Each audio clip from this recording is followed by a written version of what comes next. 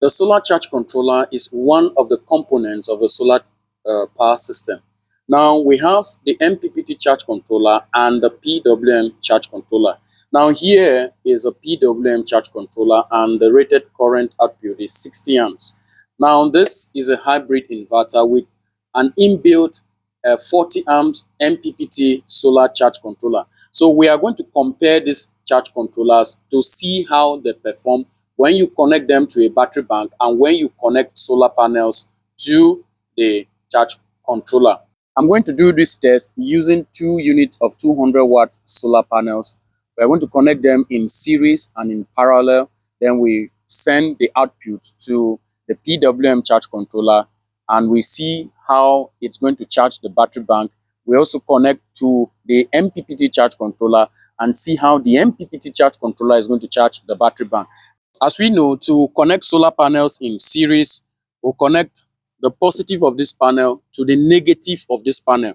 Now, the output will be sent to the charge controller using this cable. So I will do the series connection, positive to negative. They are connected in series. Then I will now connect my positive, my negative. This is what we have from the solar panels, negative terminal and positive terminal. So I'll test the voltage to see what the panels are producing. 48.29 volts. So I'm going to connect this to my PWM charge controller. I have my battery monitor. So from here we can monitor the current that is going to the battery.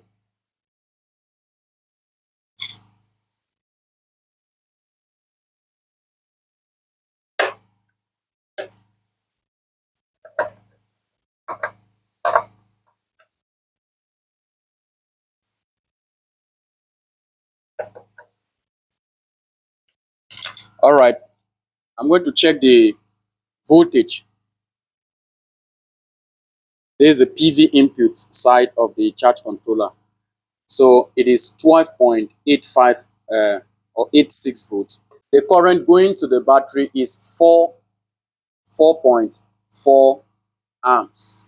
This is what is going to our battery, 4.4 amps, using the PWM charge controller. Now I'm going to connect the solar panels to the Mppt controller. This is the PV input terminal of the charge controller. We have our positive here and our negative terminal here. All right, in series, we're having 9 amps. It's fluctuating. You know, the intensity of sun is not constant. It's increasing. We're having 10 amps. We're having 9.6 to 10 amps. That's what we are having. So we can see the difference. When we connect these solar panels to the PWM charge controller, we're having 4.4 amps.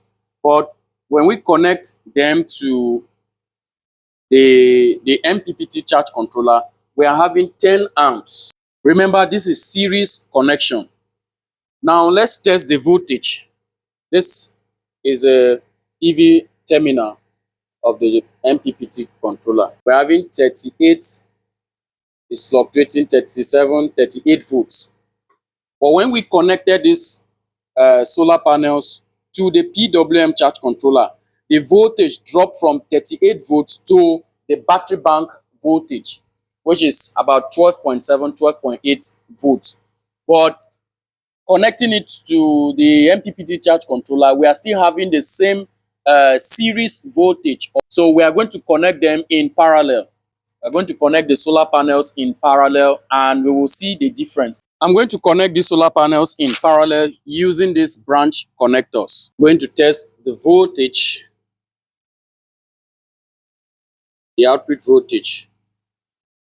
So we're having 24.1 volts. For parallel connection, the PWM charge controller is producing 6.5 amps. It's fluctuating 6.5 amps. That's what we're having now. You can see it 6.5 amps. Let's now connect it to the Mppt controller.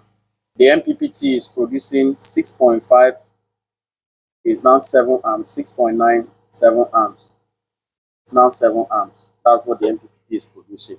Now you can see that when you connect the solar panels in parallel and you send it to the PWM charge controller, the difference is not that much. That is, the PWM charge controller is producing 6.5 amps in parallel, but the MPPT is producing 7 amps in parallel. So the difference is not that much.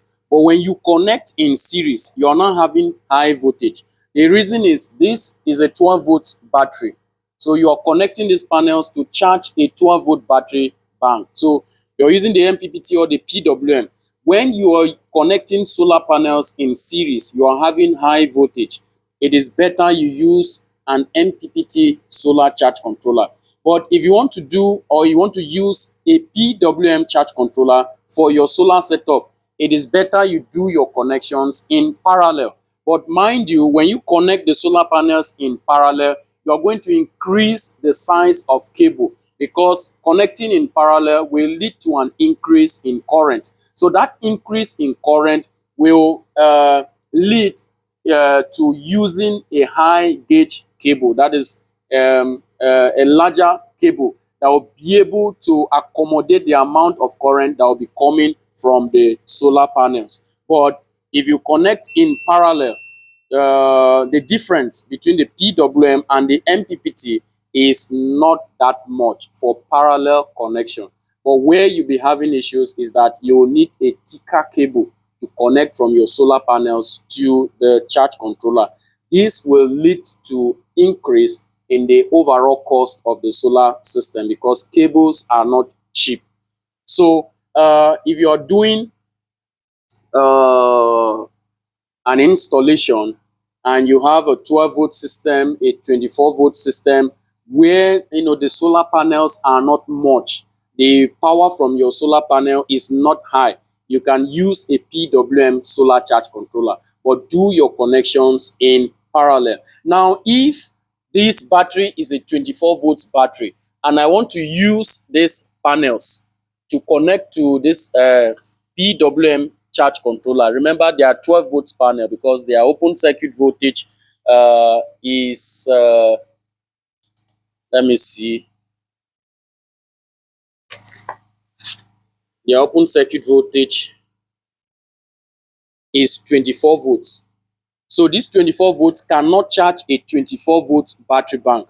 So for me to charge a 24-volt battery bank, I will need to connect these panels in series. If I connect them in series, I'll be having around 40 something volts.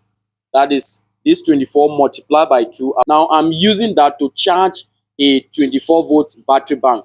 But even at that, if you connect it to the MPPT, the amount of current the MPPT charge controller will be sending to that 24-volt battery bank will be a bit higher than the PWM charge controller. Reason is that the MPPT charge controller can take high voltage from the solar panels and convert it, step it down to the battery bank voltage. It will collect the high voltage from the solar panels, step it down to charge the battery bank. So you'll be having very high voltage from the solar panels, and your battery bank is, let's say, 24-volt battery bank. It can step it down to the charging voltage of the battery bank, about 28 volts, depending on the battery, some about 28, 29 volts. Then it will convert that excess voltage from the solar panels to high current to charge your battery bank.